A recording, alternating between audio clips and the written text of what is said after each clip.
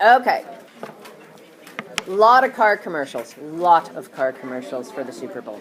All right, so today we're going to actually focus in on two things that you should have covered in a pre-algebra class, and that would be the idea of ratios and proportions.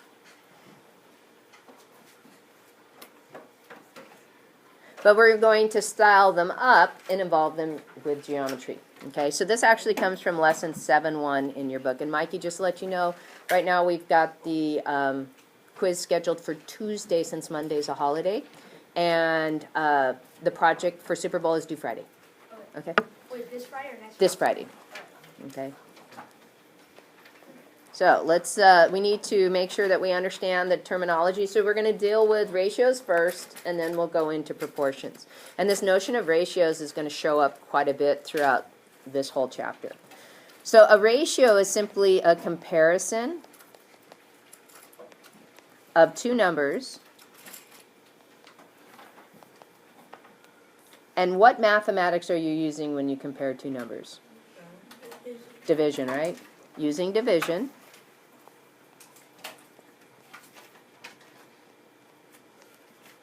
And here's the thing. What's another name for a ratio that you guys have used for years?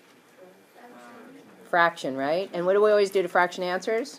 Simplify. So we need to do the same thing to a ratio, expressed in simplest form.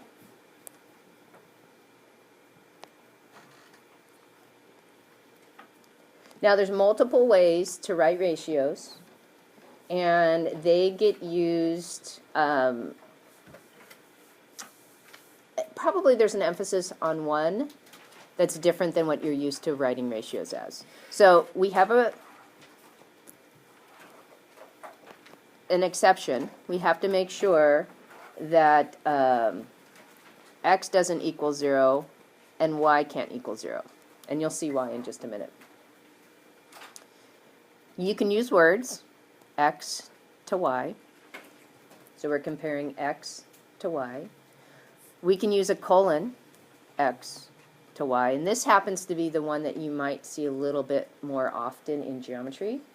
We didn't see that one. The one that we've seen most often in pre-algebra and algebra was written as the fraction, in the fraction form. And again, notice why x can't equal 0. What would happen if x equaled 0? Yeah, we'd have no ratio. It would be 0. Why can't y be 0? Yeah, it's undefined. You can't divide by y, right? It's taking something and putting it into 0 groups, and that's impossible because we have at least one group of that one thing. Okay? So here's the deal with ratios that for some reason people forget. Units must be the same, or units of measure must be the same for both values in a ratio.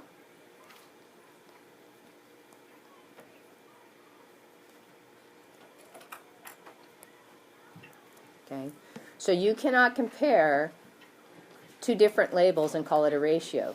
That has a different name. It's called a rate when you're comparing two different labels, like miles per gallon.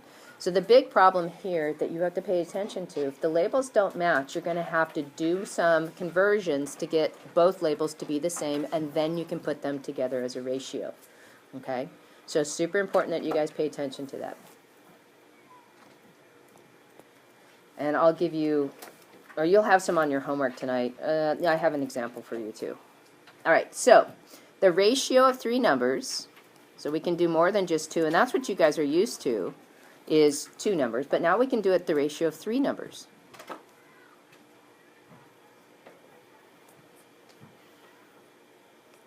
And we can do A colon B colon C. So now you kind of get an idea of why they're starting to use colons more than they would fraction, because you can't have a numerator over a denominator over a, I don't know what to call him, okay? So you can't do that. So that's why they're going to do it this way. And you would read it as A to B to C. Now, why do you think we might be looking at ratios of three things? What have we talked about in geometry class that there's three things of?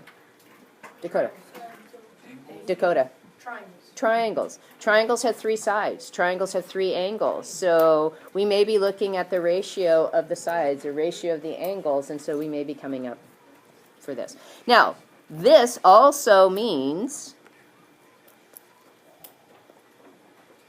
so when I'm told this, I get three pieces of information. It tells me that I can look at A compared to B. I can look at B compared to C. And I can look at A compared to C. So if they give me a ratio of three numbers, I can break it down into three separate two-term ratios, okay?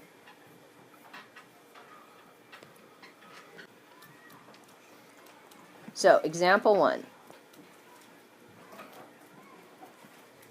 I'm going to give you a drawing.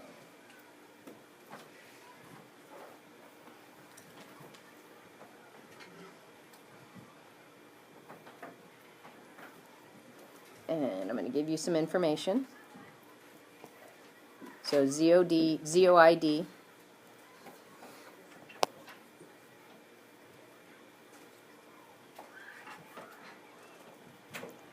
Additional information. Over on the left, we have 6B. Opposite, we have 14. Here we have a 120-degree angle. Here we have a 60-degree angle. Here we have a 70-degree angle. Okay, what figure do we have, and how do we know what we have? Isaiah? And how do I know it's a trapezoid? Because what? How do you know they're parallel?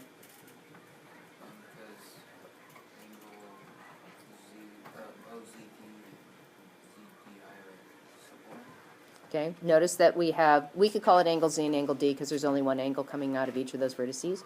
Angle Z is 120, angle D is 60. Together they add up to 180, which makes them supplements.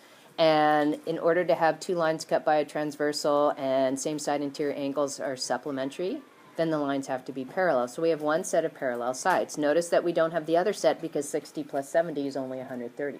So we can prove that we have a trapezoid based on that. So, a couple questions to answer. A. Find the ratio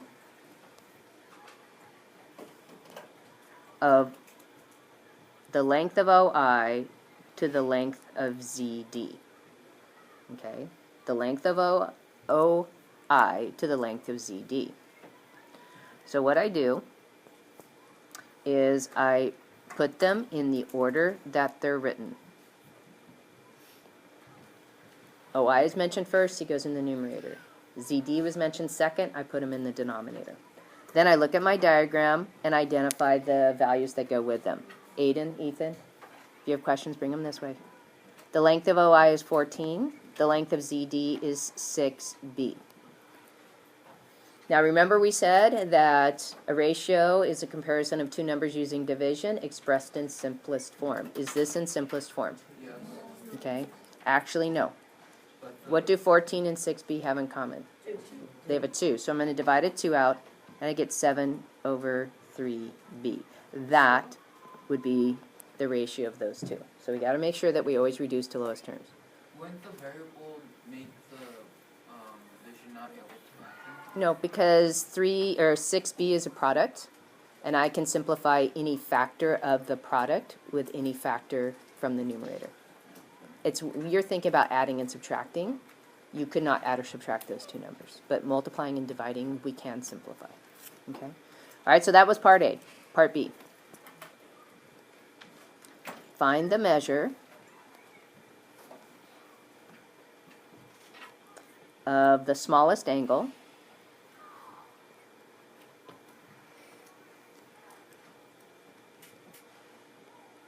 of the trapezoid, now that we know that it is a trapezoid, to that of the largest angle.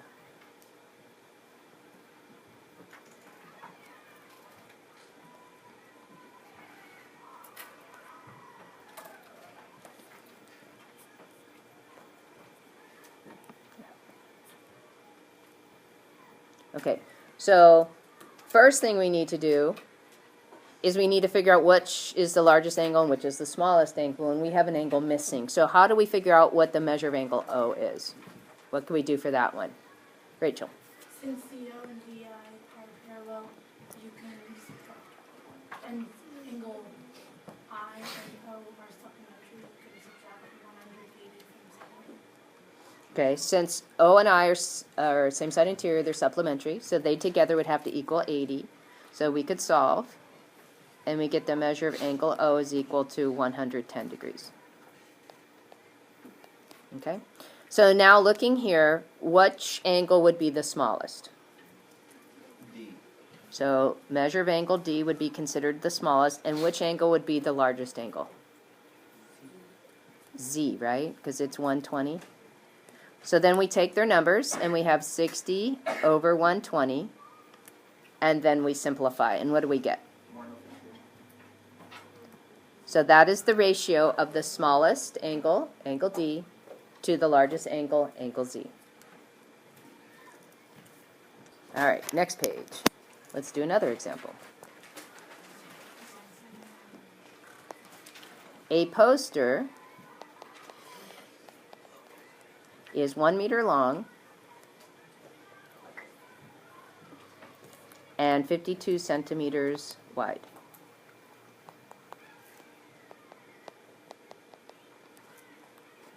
Find the ratio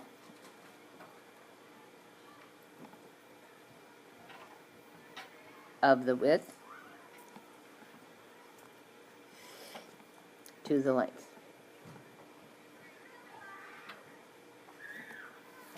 So sometimes it's nice to draw a picture.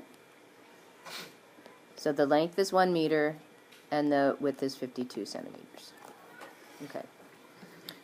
So what's the issue that we have here that we have to contend with? Flint? I'm talking to Flint. I can't hear him. We have different measures. We have centimeters and we have meters.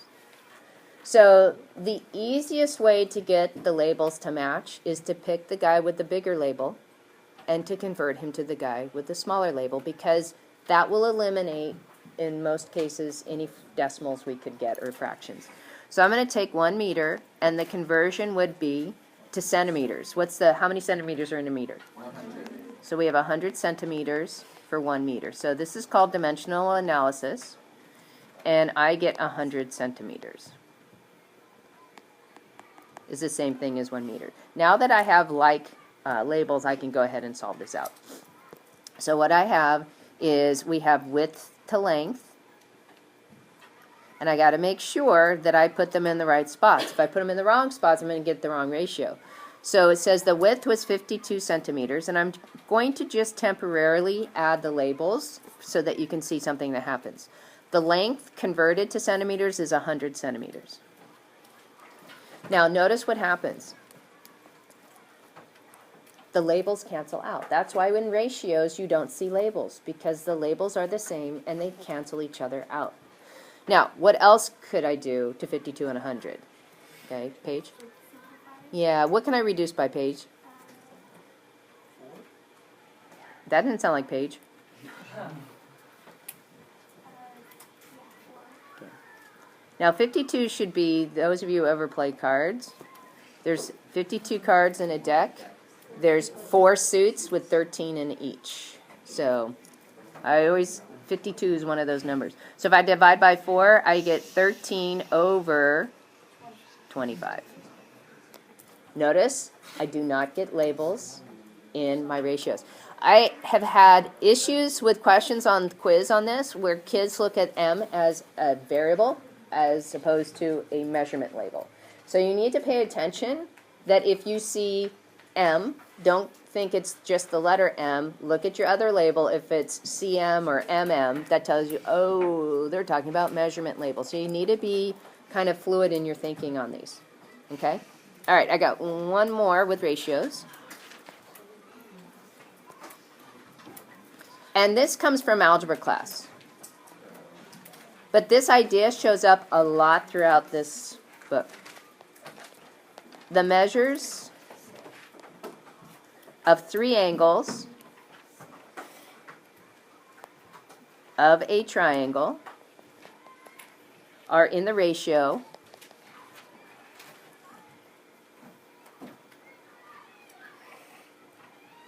two to 2 to 5. Find the measure of each angle.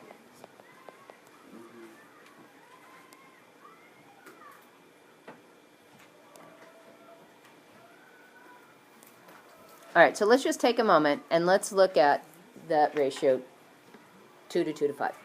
Okay, what are some things you can tell me about this triangle? Okay, Alexis? It's isosceles. How do you know that? Because two angles are converged, so then two sides are Yeah. If you notice, you've got the ratio of two of the angles is the same number. So that means they have to have the same value. Okay? Now, do the angles measure 2, 2, and 5? No, because what would you get if you had 2, 2, and 5 as your angles? 9, You get 9. And what do we need to get? 180. 180. So what we have to do is try to figure out what they were reduced by. So we're going to use algebra to help us to do that. We're not going to sit there and go, what could I multiply by? So that all of these would add up to equal 180. I mean, that's the whole point behind this problem. Okay? So what we're going to do is, we don't know what we divided by, right, to reduce it. But we do know it's the same number every single time. So when we represent our angles, we're going to let 2x equal the measure of one angle. 2x equal the measure of the second angle. 5x equal the measure of the third angle. And honestly, what x represents is the amount the values were reduced by.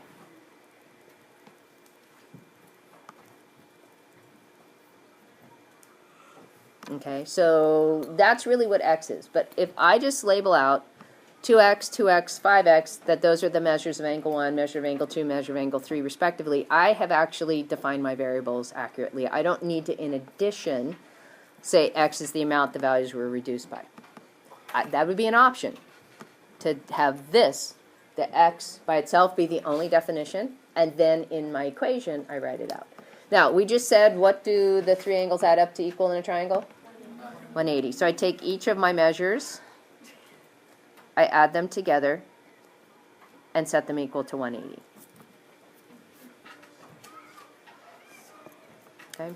So I have like terms on the left. 2 plus 2 plus 5 is 9. So I get 9x equals 180. Divide both sides by 9, and I get x equals 20. Now, x isn't the measure of an angle. X is the measure of what I reduced everything by. So to figure out what everything equals, I'm going to multiply each of those ratio numbers by this x value.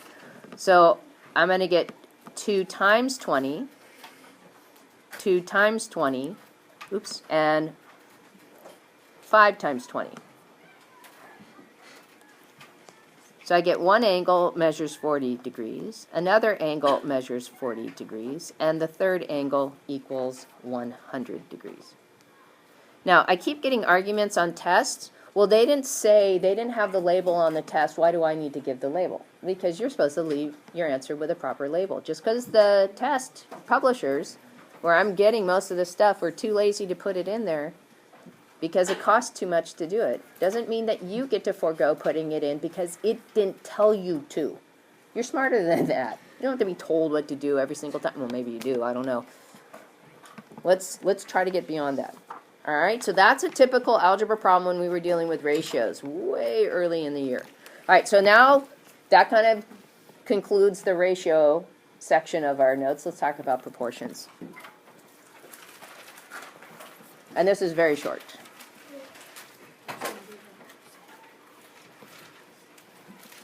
So what is a proportion? A proportion now goes up a little bit more. And it says, I want to take this ratio, and I want to take another ratio, and I want to say that they're the same. So now we're going to create an equation using two ratios. So that's all a proportion is an equation where two ratios are equal to each other.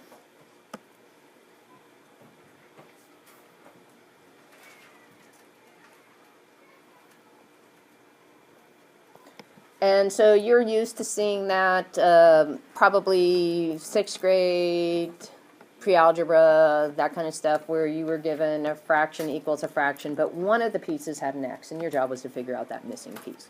Okay. So, for example, if you have ratio a over b is equal to ratio c over d, what you could write it as ratio-wise may look like this. A is to b as C is to D. So I'm going to write that out.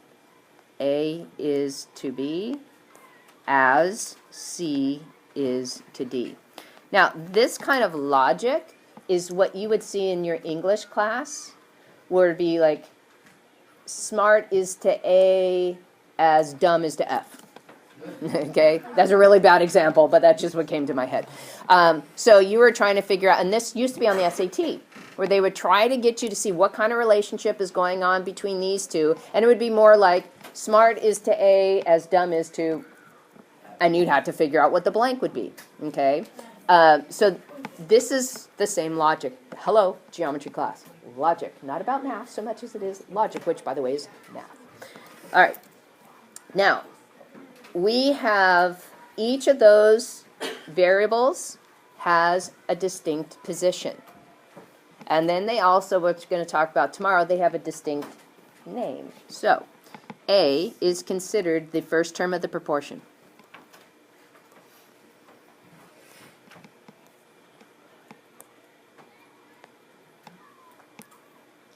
B would be considered the second term of the proportion.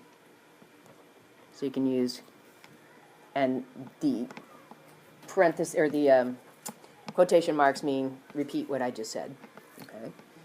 C would be the third term in the proportion, and D would be considered the fourth term in the proportion. Okay. Now we have one more type of proportion, and that's called an extended proportion. And again, we'll get more into details on these guys in tomorrow's notes. An extended proportion is when 3 or more ratios are equal.